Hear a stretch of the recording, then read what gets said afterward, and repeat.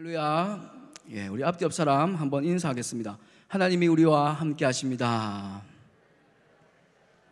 우리 한 번 더 하나님이 은혜 베푸실 줄 믿습니다. 할렐루야. 하나님께서 이 예배 가운데 또 예배하시는 은혜를 우리의 믿음의 주머니에 또 가득가득 채워갈 수 있기를 소망합니다. 시작하면서 질문 하나 드리겠습니다. 성도님들은 죄가 무엇이냐라고 묻는다면 뭐라고 답을 하겠습니까? 죄가 무엇이냐? 많은 이야기를 할 수 있겠지만 웨스트민스터 소요리 문답 14문에는 죄가 무엇이냐라고 되어 있고, 그에 대한 답으로 죄는 하나님의 법을 순종함에 있어서 부족한 것이나 혹 어기는 것이다 라고 되어 있습니다. 하나님의 법을 순종함에 있어서 부족한 것이나 어기는 것이다. 그러니까 세 글자로 하면 불순종이라고 할 수 있겠죠. 원어적으로 죄를 뜻하는 단어 하타는 표적을 빗나감, 또 목적에 이르지 못함이라는 뜻을 내포하고 있습니다. 지금 한창 파리 올림픽이 진행되고 있는데 우리나라 양궁팀이 좋은 성적을 거두고 있죠. 그래서 이미지적으로는 화살이 관역을 맞추지 못하고 빗나가는 것, 벗어나는 것을 떠올리면 좀 더 이해가 쉬울 것 같습니다. 하나님의 법에 또 하나님의 기준에 우리가 도달하지 못하고 그렇게 빗나간다라는 것입니다. 이러한 죄에 대한 설명은 하나님과의 관계를 기준으로 그렇게 한 것이죠. 세상에서 말하는 죄와 성경에서 말하는 죄는 그 개념이 다른 것입니다. 그 구성하는 요소와 또 방향과 기준이 다른 것이죠. 일반적인 세상 나라에서 말하는 죄가 사람들의 관계에서 말하는 것이라면, 하나님 나라에서 죄는, 성경적인 죄는 모든 것이 다 하나님과 관계되어 있다라는 것입니다. 예를 들어서 우리가 흔히 살인하지 말라라는 이 계명이 있잖아요. 흔히 살인하는 것이 죄냐고 물어보면 아니라고 답을 하는 분이 이 중에 없을 것입니다. 살인하는 것은 분명히 죄죠. 그런데 하나님께서 살인하라라고 하시면 살인하지 않는 것이 죄가 되는 것입니다. 예를 들어서 사무엘상 15장 1절에서 3절 말씀 제가 한번 읽어보겠습니다. 사무엘이 사울에게 이르되 여호와께서 나를 보내어 왕에게 기름을 부어 그의 백성 이스라엘 위에 왕으로 삼으셨은즉 이제 왕은 여호와의 말씀을 들으소서. 만군의 여호와께서 이같이 말씀하시기를 아말렉이 이스라엘에게 행한 일 곧 애굽에서 나올 때에 길에서 대적한 일로 내가 그들을 벌하노니 지금 가서 아말렉을 쳐서 그들의 모든 소유를 남기지 말고 진멸하되 남녀와 소아와 젖 먹는 아이와 우양과 낙타와 나귀를 죽이라 하셨나이다 하니, 하나님께서 이 사무엘 선지자를 통해서 사울 왕에게 말씀하시는데 아말렉 사람을 죽이되 사람들과 짐승들 모두를 다 죽이라라고 말씀하셨습니다.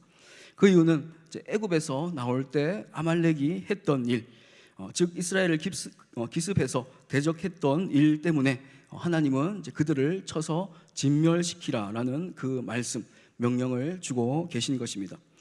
진멸이라고 했을 때 히브리어로 헤렘이라고 하는데 사전적인 의미는 무찔러 모조리 죽여 없앰이라고 되어 있습니다. 진멸은 무찔러 모조리 죽여 없앰. 그러니까 남녀, 또 소와 젖 먹는 아이, 우양, 낙타, 나귀, 이렇게 남녀노소, 사람은 물론이고 가축까지, 짐승까지 다 죽이라는 명령을 하나님께서 사울에게 주셨던 것입니다. 그러나 사울은 그렇게 하지 않았죠.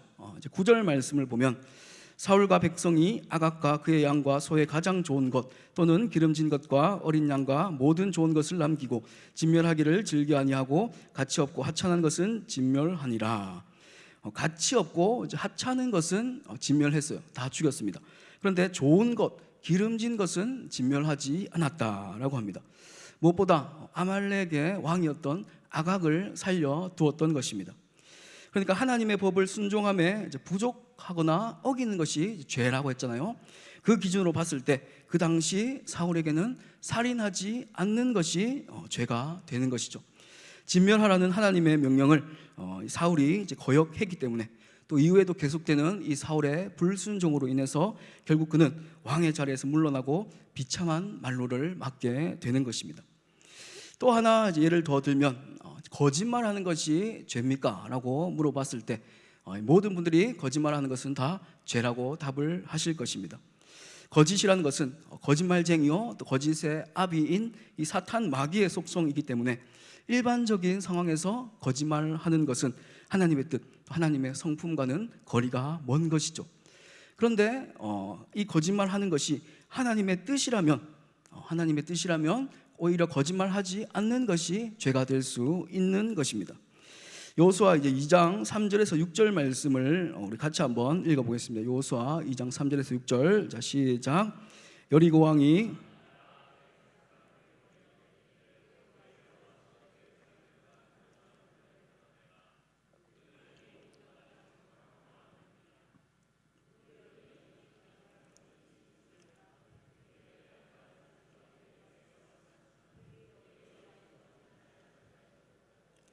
그 사람들이 어두워 성문을 닫을 때쯤 되어 나갔으니 어디로 갔는지 내가 알지 못하나 급히 따라가라. 그리하면 그들을 따라잡으리라 하였으나 그가 이미 그들을 이끌고 지붕에 올라가서 그 지붕에 버려놓은 3대에 숨겼더라. 라합은 분명 자기가 자기 집에 온 이 정탐꾼을 숨겼어요. 지붕에 벌려놓은 3대 위에 그렇게 숨겨놓고도 어두워서 성문을 닫을 때쯤 그 사람들이 나간 것을 내가 보았다. 어디로 갔는지는 알지 못한다 라고 그렇게 거짓말을 했던 것입니다. 그런데 그 거짓말 때문에 결국은 기생 라합이 구원을 받게 된 것이죠. 여호수아가 진격해서 모든 여리고 사람들이 다 진멸되었을 때 이 라합과 또 그의 집에 속한 사람들은 구원받을 수가 있었던 것입니다. 물론 제가 방금 말씀드린 이 살인과 거짓말에 대한 예는 아주 제한적인 상황에서 또 여러분들의 양해를 제가 이제 돕기 위해서 조금 이제 극단적인 상황을 말씀드린 것입니다. 그래서 잘못 알아듣고 하나님이 살인해도 된대, 거짓말해도 된대, 이렇게 오해하시면 안 되겠죠. 오늘날에는 이렇게 하나님께서 직접 신현하셔서 살인하라는 명령을 주신다든지 또 거짓말하라는 그런 말씀을 주실 리가 없죠. 그래서 인류의 보편적인 가치와 또 성경 전체에서 보여지는 하나님의 속성에 반하는 살인, 또 도적질, 거짓말 이런 것을 우리가 선한 것이라고 정당화할 수가 없는 것입니다. 지금 그렇지만 제가 말씀드리고 싶은 것은 하나님의 뜻에 반하는 것, 하나님의 기준에 반하는 것, 그것이 바로 죄라는 것입니다. 죄는 항상 하나님과 연결되어서 생각해야지 단순히 도덕적이고 윤리적인 문제로 그렇게 생각하면 많은 오해가 있을 수밖에 없다라는 것이죠.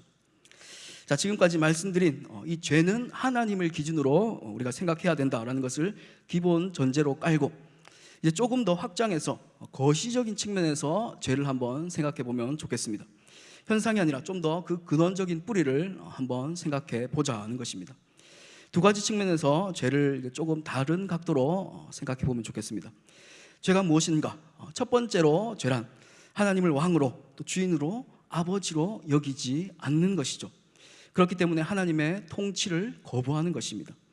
이것이 바로 죄의 근원이죠. 이 죄는 하나님과의 그 관계를 끊고 자기 스스로 주인의 자리에 올라가서 자기 힘으로 살겠다 하는 것입니다. 왕과 백성 또 아버지와 자녀라는 이 관계가 인정되지 않는 것이 바로 죄라는 것입니다. 예를 하나 이제 들겠습니다. 저에게는 지금 이제 20개월 된 아들 한 명이 있죠. 이름을 이제 아시는 분도 있을 텐데 나단이, 이제 조나단입니다. 그 나단이가 지금은 이제 엄마, 아빠 이렇게 이제 간단한 말밖에 못 하는데 조금 더 이제 자라서 원활하게 어느 정도 의사소통이 되었을 때 저랑 이제 거실에서 놀다가 장난감을 탁 던지면서 저한테 이렇게 말하는 거예요. 야, 내가 왜 너한테 아빠라고 해야 되냐? 예, 가정하는 겁니다. 예, 그리고는 장난감을 던지고는 자기 방으로 들어가는 거죠. 자, 만약이지만 이런 상황이 생긴다면 어떻게 제가 해야 되겠습니까? 제가 나단이를 쫓아서 방 안으로 들어가서 왜 아빠인지 그렇게 설득을 해야 되겠습니까? 내가 왜 아빠인지 네가 물었는데 그거는 이제 10년 전에 엄마를 만나서 결혼을 했고 너를 가져서 10달 만에 낳아서 지금까지 키워왔어. 그러면서 지금까지 이제 나단이를 기르면서 같이 찍었던 사진, 또 영상들을 가지고 와서 하나하나 보여주면서 왜 아빠인지 그렇게 설득을 하면 되겠습니까? 어떻게 해야 될까요? 둘 중에 하나겠죠. 하나는 119를 불러서 정신병원에 보내든지 아니면 진짜 정신이 번쩍 들도록 그렇게 매를 때려야 되는 것입니다. 이것은 나단이가 친구랑 싸우는 것, 또 공부를 안 하는 것, 거짓말하는 것, 나쁜 친구들이랑 노는 것 등의 불효 차원이 아닌 것이죠. 가장 큰 불효는 뭘까요? 아버지의 마음을 가장 아프게 하는 것이 무엇입니까? 그것은 바로 아빠를 아빠로 인정하지 않는 것입니다. 부모를 부모로 인정하지 않는 것, 이것이 가장 큰 죄인 것이죠. 이것이 인정이 안 되는데 어떻게 다른 것이 가능하겠습니까? 나단이가 같은 집에 살아도, 또 식당에서 같이 밥을 먹어도, 학교에서 성적이 전교 1등이 되어도, 아무리 착하게 살아도 아빠를 아빠로 인정하지 않고 자신과 상관없는 그런 옆집 아저씨로 생각한다면 아빠인 저에게 어떤 기쁨이 있겠습니까? 무슨 행복이 있겠습니까? 이렇게 아들이 아버지를 인정하지 않는 것은 죄의 근본인 것이죠. 우리 인생, 인간의 삶이 비참해진 것은 하나님과의 관계가 단절되었기 때문입니다. 그리고 이 하나님과의 관계가 단절된 것은 우리가 하나님을 하나님으로 인정하지 않는 것으로 출발한 것입니다. 인간이 아무리 만물의 영장이라고, 아무리 대단한 존재라고 그렇게 포장을 해도 인간은 한낱 하나님의 피조물에 불과한 것이죠. 그래서 하나님의 통치를 받으면서 그렇게 살아가야 되는 것입니다. 그리고 이 통치는 주님과의 그 관계 속에서 다스림을 받는 것입니다. 또 이 관계는 하나님께서 우리 아버지시고 우리의 주인 되시고 우리의 왕이시며 우리가 그분의 아들이고 또 백성이라는 것을 인정하는 데서 출발하는 것이고, 이 관계를 인정하지 않는 것은 바로 하나님의 통치를 거부하는 것입니다. 통치를 거부하는 가장 분명한, 가장 뚜렷한 증거가, 뚜렷한 나타냄이 바로 아까 우리가 웨스트민스터 소요리문답 14문에서 죄란 무엇인가 했잖아요. 하나님의 법을 순종함에 부족하거나 어기는 것, 바로 불순종하는 것이죠. 하나님의 법에 불순종하고 그분의 말씀에 불순종하는 것입니다. 제일 첫 사람인 이 아담과 하와가 처음으로 지은 죄가 무엇입니까?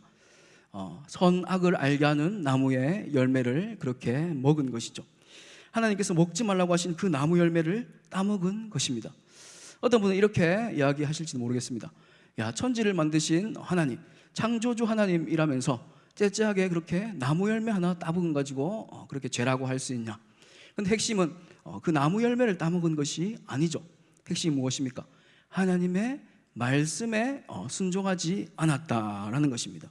불순종했다라는 것입니다. 이렇게 그분의 말씀에 순종하지 않은 것이, 그것이 왜 죄냐고 그렇게 묻는다면 그것이 바로 하나님을 하나님으로 인정하지 않고 그분의 통치에서 벗어난 것이기 때문입니다. 군대에서 우리는 이제 선임이 시키는 대로 하죠. 총기 수입, 총기 닦아라 하면 닦고, 불침번서라 하면 서고, 또 철저히 상명하복의 그런 질서에 의해서 살아갑니다. 왜냐하면 그렇게 시키는 대로 하는 것이 그 군대에서 상관의 지위를 인정하는 것이기 때문입니다. 부모님이나 선생님이 하신 말씀에 순종하는 것도 마찬가지입니다. 그들의 권위를 인정하는 것이죠. 교실 청소하세요 라고 누가 말하냐에 따라서 우리의 행동은 달라지는 것입니다. 선생님이 교실 청소하세요 라고 하면 학생인 우리는 당연히 따르겠죠. 왜? 선생님께서 말씀하셨으니까, 또 부모님께서 말씀하셨으니까 우리는 그 말에 따릅니다. 반면에 친구나 또 나이 어린 동생이 교실 청소하세요, 아니면 이렇게 하라 저렇게 하라 했을 때 우리는 거기에 다 100% 응하지 않습니다. 왜냐하면 동등하거나 또 나보다 낮은 위치와 자격에 있는 사람이기 때문에 내가 왜 제가 시키는 대로, 저 사람이 시키는 대로 해야 돼 하면서 그렇게 하지 않으려는 것입니다. 우리 아이들이 어릴 때는 안 그랬는데 크면 클수록 우리 부모의 말을 안 듣는 것도, 점점 이제 머리가 커졌다라고 하는 것도 상대적으로 자기가 점점 이제 높아지고 있기 때문입니다. 어렸을 때는 자기가 낮으니까 말을 잘 듣죠. 그렇지만 자기가 점점 높아질수록 상대는 상대적으로 낮아지게 되는 것입니다. 그래서 말을 안 듣는 것이죠. 이처럼 누군가의 권위를 인정하는 것은 그의 뜻에 맞춰주는 것, 그의 말씀에 순종하는 것으로 가장 분명하게 드러나는 것입니다. 하나님은 우리의 왕이시고 우리는 그분의 백성입니다. 여러분 아멘이십니까? 네, 하나님은 우리의 왕이시고 우리는 그분의 백성입니다. 그러면 왕의 명령, 어명이라고 할 수 있죠. 그 왕의 말씀에 순종하는 것이 바로 그분의 다스림을 인정하고 통치에 따르는 것이고, 그렇지 않다면, 불순종한다면 나는 당신을 왕으로 인정하지 않습니다 하는 것이 되는 것입니다. 왕이 시키는 대로 백성이 하지 않는다면 그 사람은 자신을 백성으로, 또 상대를 왕으로 인정하지 않는 것이기 때문입니다. 이렇게 하나님이 나의 왕이시고 또 주인이라는 이 관계의 설정이 결국은 어떻게 표면적으로 드러납니까? 하나님의 말씀, 하나님의 명령에 순종하는 것으로 드러나는 것이고, 그렇게 되지 않는 것이 바로 죄의 근본이라고 할 수 있는 것이죠. 그래서 첫 번째로 죄란 하나님의 통치를 거부하고 하나님을 아버지로 인정하지 않는 것, 왕을 왕으로 인정하지 않는 것, 그것이 행위적으로는 이제 불순종으로 연결됨을 말씀드렸습니다. 여기서 더 나아가서 두 번째로 이제 죄란 그 사람의 소속이 거룩하신 하나님의 편이 아니라 악한 사탄의 편에 있다라는 것입니다. 이런 예를 또 한번 드리고 싶습니다. 큰 해적선이 있었는데 그 해적선은 항해를 하면서 많은 배들을 약탈하고 사람들을 노예로 팔아버리고 또 심지어 사람들을 죽이고 부녀자를 격탈하고 그런 악한 일을 서슴지 않았어요. 그런데 그 해적선에는 철수라는 선원이 타고 있었는데, 이 철수는 모든 해적들이 인정할 만큼 착하고 성실했던 것입니다. 그래서 남들보다 이 철수는 더 많은 시간 동안 해적선을 위해서 그렇게 일했습니다. 또 그는 동료 해적들 대신에 밤에 불침번까지 그렇게 도맡아서 섰죠. 그리고 시간 날 때마다 틈틈이 해적선 부서진 데 있으면 그렇게 보수했습니다. 부지런히 청소도 하고 또 남들이 보지 않아도 최선을 다해서 자신의 일을 그렇게 잘 감당했습니다.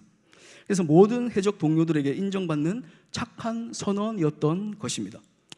자, 그렇다면 이 철수에 대해서 우리가 어떻게 생각할 수 있겠습니까? 어떻게 평가할 수 있겠습니까? 이 철수는 진짜 좋은 사람이었을까요? 착한 사람이었을까요? 본받을 만한 사람이었을까요? 아니죠. 해적선 밖에서 보면 철수는 착한 자가 아닙니다. 오히려 더 나쁘고 악질이고 더 골치 아픈 사람인 것입니다. 왜냐하면 하루빨리 없어져야 할 이 해적선이 계속해서 더 잘 될 수 있도록, 더 잘 돌아가게 그렇게 만들고 있기 때문이죠. 불신자들은 이 다 해적선에 있는 사람들과 같은 것입니다. 해적선 소속이라는 것입니다.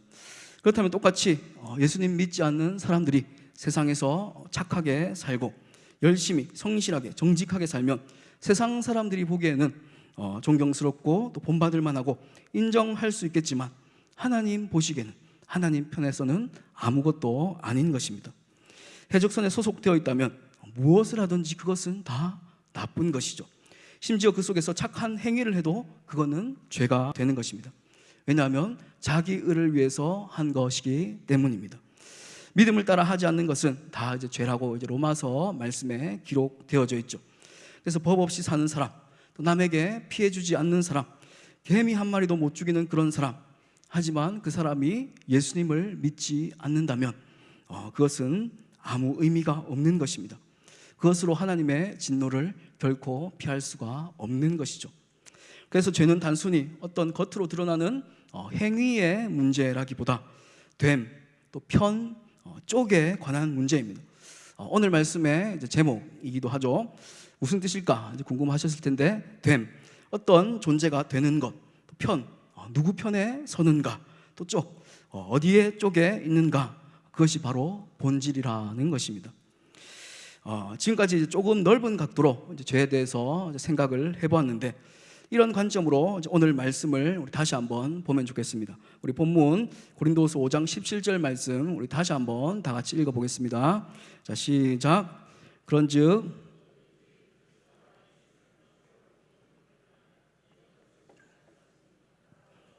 되었도다. 우리 한 번 더 읽겠습니다. 시작. 그런즉 누구든지 그리스도 안에 있으면 새로운 피조물이라. 이전 것은 지나갔으니 보라 새 것이 되었도다. 아멘. 자, 이 구절은 우리가 핵심 구절로 대부분 암송하고 있는 그런 구절 중 하나인데, 여기서 이제 그리스도 안에로 이제 번역된 엔 그리스도는 그리스도와 이제 성도들 간에 이루어지는 그런 이제 신비적인 연합을 뜻하는 바울의 이제 전용 수로입니다. 그리스도 안에 있는 자마다 성령의 내주하심을 통해서 그리스도의 통치를 받게 되고 그리스도의 말씀의 원리 가운데 순종하는 삶을 살게 되는 것이죠. 또 이제 새로운 피조물이라고 번역된 이 카인의 크티시스는 그리스도를 통한 이 재창조로 새로운 본성이 된 피조물을 말하는 것입니다. 이것은 이제 새로운 피조물이라고 했을 때 그냥 기존 것이 조금 수정된, 조금 더 나아진 그런 것이 아니라 전혀 다른 새로운 존재가 되는 것이죠. 근본은 그대로인 채 행동이나 종교적인 열심에 조금 어떤 변화가 있는 것을 말하는 것이 아닙니다. 그런 변화는 거듭나지 않은 사람들도 얼마든지 마음만 먹으면, 열심만 품으면 다 가능한 것이죠. 바로 예수님께서 비판하셨던 바리새인들과 서기관들이 그런 사람들이었습니다. 자기 열심, 자기 의로 뭔가를 해보려 했던 사람들인 것입니다. 하지만 그 정도의 수준이 아니라 그리스도로 말미암은 완전한 새로운 존재가 여기서 말하는 새로운 피조물이다라는 것이죠. 존재론적인 새로움을 말하는 것입니다. 이 존재론적인 변화를 앞에서 언급한 죄는 무엇인가 하는 그 부분과 연결해서 한번 생각해 보면 좋겠습니다. 앞에서 죄는 하나님의 왕 되심, 하나님의 주인 되심을 거부하고 하나님 나라 소속이 아닌 사탄의 편에 있는 것이라고 말씀드렸죠. 단순히 행위적으로 도둑질하고 또 살인하고 미워하고 거짓말하는 것, 그것도 다 죄라고 할 수 있지만 결국 그 모든 것들에는 존재론적인 정체성이 우선한다라는 것입니다. 하나님의 뜻과 하나님의 말씀에 그러니까 참된 순종을 하기 위해서 이 행위만 뜯어고쳐서 바르게 살아라, 바르게 살아라, 바르게 살아라, 아무리 그렇게 인간적인 열심으로 백날 하려고 해도 죽을 때까지 그것이 되지 않는 것이죠. 왜 안 되겠습니까? 아까 해적선의 그 예처럼 존재 자체가 소속이 이쪽이 아닌데 착함과 또 의로움과 진실함의 열매를 맺는 그 빛의 자녀가 아닌데, 그래서 억지로 그것을 하려고 해도, 빛의 열매를 맺으려 해도 도무지 맺을 수가 없는 것이죠. 불가능하다라는 것입니다. 우리가 이제 빛의 소속이라면, 그리스도 안에 있다라면, 그리스도 안에 있는 새로운 피조물이라면 자연스럽게 우리에게는 그 빛의 열매, 그리스도의 열매, 성령의 열매들이 맺힐 수밖에 없다라는 것입니다. 그렇게 존재에서 비롯되는 결과가 아니라 억지로 사람의 열심으로 또 의로 행위로 그렇게 열매만 만들어내려 했던 것이 바로 율법으로 의를 이루려고 했던 그 바울이 비판했던 사람들의 모습인 것입니다. 사실 이제 오늘 이제 설교는 몇 달 전에 제가 수요 예배 때 했던 이 거듭나셨습니까 하는 그 설교의 연장선에 있습니다. 그때 거듭남에 대해서 이제 이야기하면서 거듭남의 확인이 신앙에 있어서 이제 매우 중요하다라는 말씀을 드렸죠. 거듭나지 않았는데 그 사람에게 여러 가지 봉사를 시키고 또 교육을 시키고 그렇게 죽은 시체에게 먹을 것을 주고 가르쳐봐야 소용없는 것처럼 무익하다라는 말씀을 드렸습니다. 오늘도 우리가 기억해야 할 것은 바로 우리의 행위, 온전한 순종은 온전한 그 소속에서 비롯된다라는 것입니다. 예수님이 열매로 이제 그들을 알리라라고 말씀하셨죠. 그래서 나무만 보면 이게 어떤 나무인지 알기 힘든데 열매를 보면, 포도가 달렸으면 이게 포도나무구나, 이게 사과나무구나, 우리가 알 수 있다라는 것입니다. 열매의 기능은 바로 확인이라는 것이죠. 확인. 그런데 자신이 어떤 나무인지를 먼저 생각하지 않고 어떤 나무인지를 고려하지 않은 채 나는 사과가 좋으니까 사과 열매를 맺어야지, 포도가 좋으니까 포도 열매를 맺어야지 한다면 그것은 당연히 불가능할 수밖에 없는 것이죠. 그래서 바로 doing보다 being인 것입니다. 바른 순종은 우리의 소속에서 비롯된다라는 것이죠. 바른 행위는 바른 소속에서 나온다는 것을 우리가 꼭 기억하면 좋겠습니다. 바른 소속, 오늘 본문의 이제 표현대로라고 하면 바로 이제 새로운 피조물이고, 또 다른 표현으로 이 됨, 또 편, 쪽, 하나님 백성이 됨, 하나님의 자녀가 됨, 또 하나님 나라와 진리의 편에 서는 것, 또 그리스도 안에, 그리스도의 안쪽에 있는 것, 이런 소속이어야 된다는 겁니다. 그리고 이런 소속은 어떻게 가능합니까? 누구든지 그리스도 안에 있으면 새로운 피조물이라. 새로운 피조물은 결국은 그리스도 밖에 아니라 안에 있어야 한다는 것이죠. 안에, 바로 예수님을 나의 구원자로, 나를 위해서 2000년 전에 십자가에서 죽으시고 부활하신 나의 구원자로 믿고, 그래서 이제는 내가 내 인생의 주인이 아니라, 왕이 아니라 그 예수님을 나의 주인으로, 왕으로 모시고 살아가는, 그 예수님을 왕으로 모시는 그런 삶이 바로 예수님 안에 있는 삶인 것입니다. 그래서 우리가 이 안에 복음을 믿고 그리스도의 통치권을 받아들여서 순종하는 사람들, 그런 사람들을 우리가 성도라고 하죠. 그리고 이곳에 모인 모든 분들이 정말 그런 존재로 살아가야 하는 것입니다. 오늘 말씀을 정리하겠습니다. 오늘은 죄에 대해서 조금 다른 각도로 우리가 생각을 해봤습니다. 죄를 생각할 때 우리가 먼저 전제해야 하는 것은 어떤 작은 행위, 행동, 그것보다 철저하게 하나님의 관계 속에서 하나님을 기준으로 생각해야 된다라는 것입니다. 세상적이고 윤리적인 기준이 아니라 하나님을 기준으로, 성경을 기준으로 죄를 전제해야 된다라는 것이죠. 하나님을 기준으로 우리가 생각해 봤을 때 죄는 첫째로 하나님을 우리의 주인으로, 왕으로 모시고 섬기는 것, 인정하지 않는 것, 그래서 그분의 통치와 또 그분의 말씀에 온전히 순종하지 않는 것으로 드러나게 되는 것이죠. 또 둘째로 죄는 이 하나님의 편, 또 하나님의 소속이 아니라 사탄의 소속에 있다라는 것입니다. 사탄의 소속으로 행하는 모든 행위는 결국은 선이 될 수 없고 의가 될 수 없는 것이죠. 아까 이 해적선, 철수의 예처럼 말입니다. 사랑하는 성도님들의 소속은 어디입니까? 빛인지 어두움인지 우리의 소속을 분명하게 할 수 있으면 좋겠습니다. 한 발은 세상에, 또 한 발은 교회에 걸치고 그렇게 때에 따라서 자기의 편의대로 왔다 갔다 한다면 그런 사람은 우리가 참 신자라고, 참 성도라고 할 수가 없는 것입니다. 됨, 편, 쪽, 이것이 바르게 포지셔닝 될 수 있기를 원합니다. 그래서 하나님의 백성과 하나님의 자녀 됨으로, 또 하나님 나라의 그 진리의 편에 서기 때문에, 그리고 그리스도 밖이 아니라 안쪽에 있는 진짜 거듭난 사람으로 살아갈 수 있기를 원합니다. 그래서 각자 구원받은 그 사람의 또 거듭난 자로서의 그 열매가 있는지 한번 스스로 돌아보면 좋겠습니다. 또 그 열매가 나의 열심과 나의 의에 기원하고 있는 것인지, 아니면 진짜 그리스도 안에 있으므로 내가 새로운 피조물이 되어서 맺고 있는 열매인지를 돌아보면 좋겠습니다. 그런 그리스도 안에서 맺고 있는 열매가 있다면 우리는 우리를 구원해 주신 그 하나님께 감사하면서, 또 동시에 두렵고 떨리는 마음으로 또 앞으로도 우리의 구원을 이루어 가시는 그 하나님을 바라보면서 하나님을 의지하면서 계속해서 성화의 삶을, 믿음의 삶을 살아가면 되는 것입니다. 반면에 그런 열매가 전혀 보이지 않고 없는 것 같다면 다시 한번 복음으로 돌아가서 복음 앞에 서서 우리의 구원 문제, 자신의 그 거듭남, 구원 문제를 붙들고 기도하면서 주님께 나아갈 수 있기를 원합니다. 여호수아가 이렇게 고백했죠.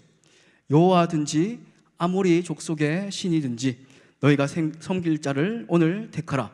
나와 내 집은 여호와를 섬기겠노라. 다시요. 여호와든지 아모리 백성의 신들인지 너희가 섬길 자를 오늘 택하라. 나와 내 집은 여호와를 섬기겠노라. 아멘. 여호와의 백성이 되어서 또 여호와의 편에 서서 또 여호와 쪽에 있겠다고 그렇게 선포했던 이 여호수아의 외침과 고백이 이곳에 모인 분들의 됨과 편과 쪽이 그와 같을 수 있기를 원합니다. 그래서 그리스도 안에서 새로운 피조물이 된 우리, 그래서 새롭게 된 우리 안에 빛의 열매가 정말 가득가득 많이 맺힐 수 있기를 주님의 이름으로 축복합니다. 이 시간 받은 말씀 기억하면서 함께 찬양하며 나아가겠습니다.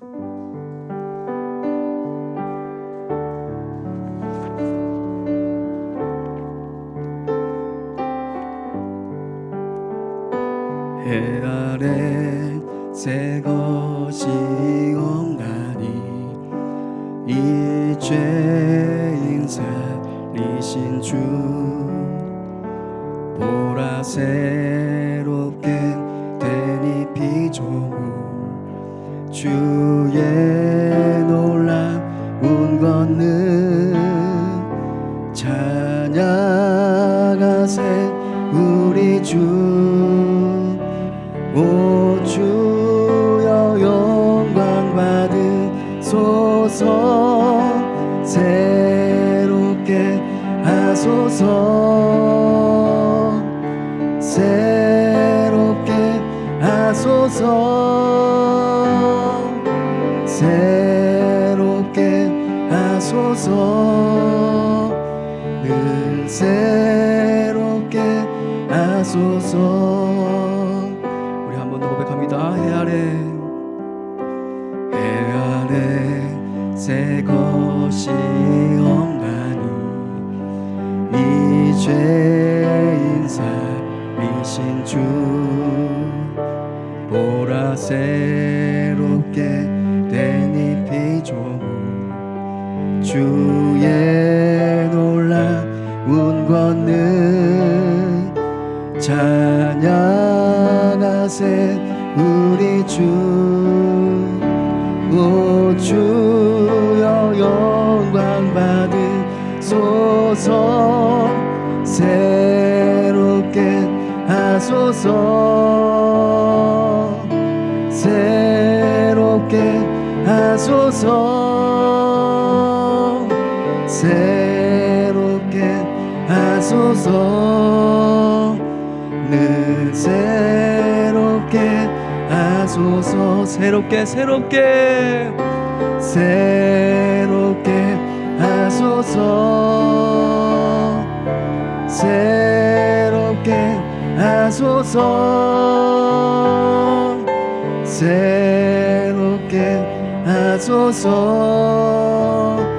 늘 새롭게 더 간절하게 새롭게 하소서 주님 새롭게 하소서 새롭게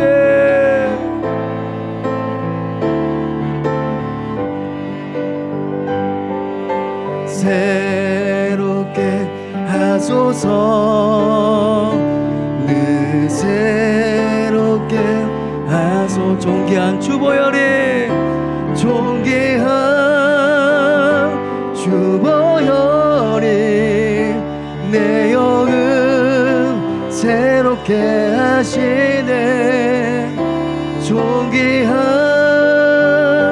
주보혈이 내 영을 새롭게 존귀한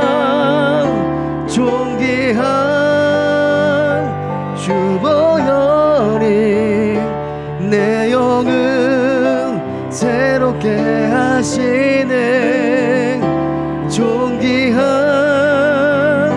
주보혈이 내 영을 우리 믿음으로 한 번 더 존귀한 주보혈이 존귀한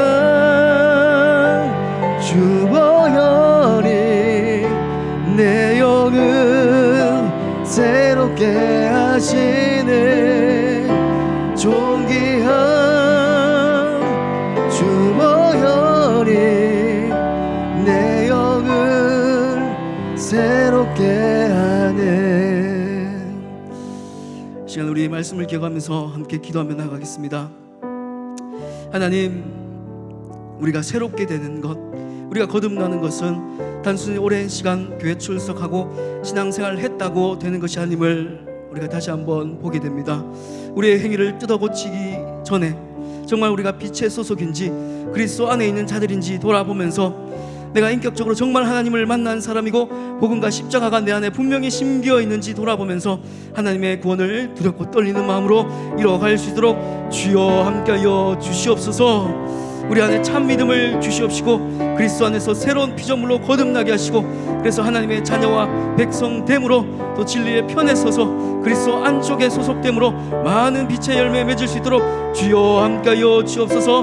말씀을 기억하면서 우리 주여 한번 부르짖고 동서로 기도하며 나가겠습니다. 주여